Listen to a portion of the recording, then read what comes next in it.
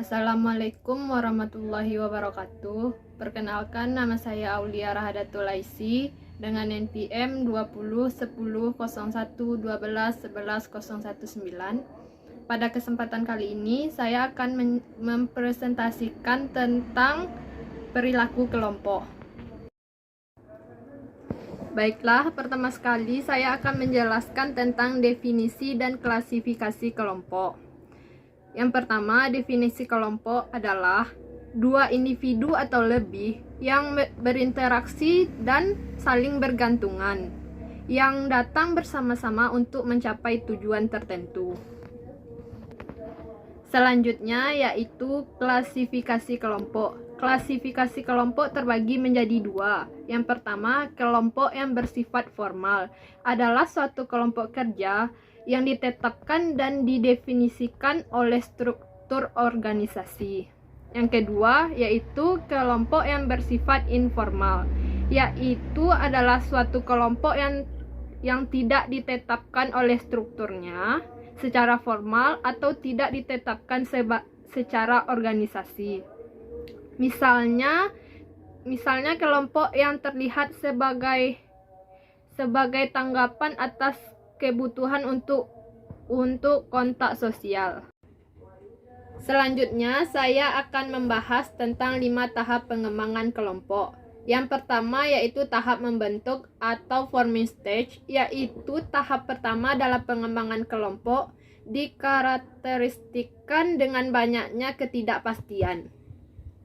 Yang kedua yaitu tahap memperebutkan atau storming stage. Ini tahap kedua dalam pengembangan kelompok yang dicirikan dengan konflik dalam kelompok.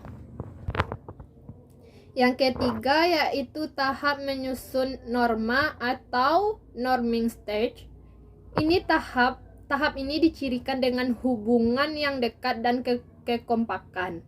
Yang keempat, tahap mengerjakan atau performing stage. Tahap ini di mana kelompok sepenuhnya fungsional.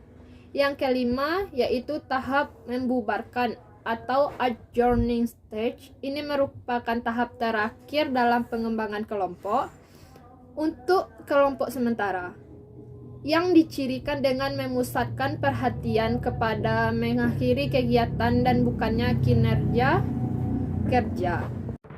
Kinerja kelompok adalah totalitas hasil kerja yang dicapai oleh organisasi. Tercapainya tujuan organisasi berarti bahwa kinerja suatu organisasi itu dapat dilihat dari tingkat sejauh mana organisasi tersebut mencapai tujuan yang didasarkan pada tujuan yang sudah ditetapkan sebelumnya. Selanjutnya saya akan membahas tentang norma dan status. Yang pertama, norma. Norma adalah standar perilaku yang diterima dalam kelompok yang berlaku di antara para anggota kelompok. Kepatuhan adalah penyesuaian perilaku seseorang agar sejalan dengan norma kelompok. Perilaku menyimpang di tempat kerja adalah perilaku yang bersifat sukarela, yang melanggar norma organisasi secara signifikan dan mengancam kesejahteraan organisasi atau para anggota. Kedua, yaitu status. Status adalah suatu posisi didefinisikan secara sosial atau peringkat yang diberikan kepada kelompok atau anggota yang lain. Teori karakteristik status adalah suatu teori yang menyatakan bahwa perbedaan-perbedaan dalam karakteristik status akan menciptakan hierarki status dalam kelompok. Hal-hal yang menentukan status: yang pertama, kekuasaan seseorang yang dimiliki orang lain.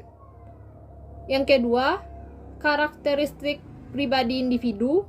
Yang ketiga, kemampuan seseorang untuk memberikan kontribusi bagi tujuan kelompok.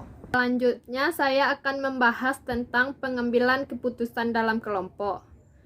Pengambilan keputusan dalam kelompok adalah pengambilan keputusan oleh kelompok terkait isu-isu yang dianggap penting dalam kelompok.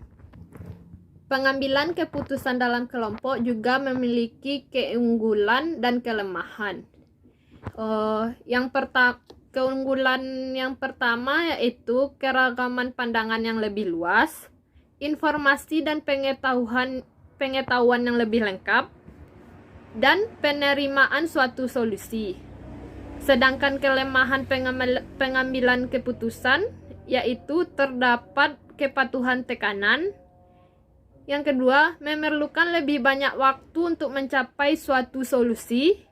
Yang ketiga, tanggung jawab yang ambigu dan dominasi oleh salah satu atau beberapa anggota.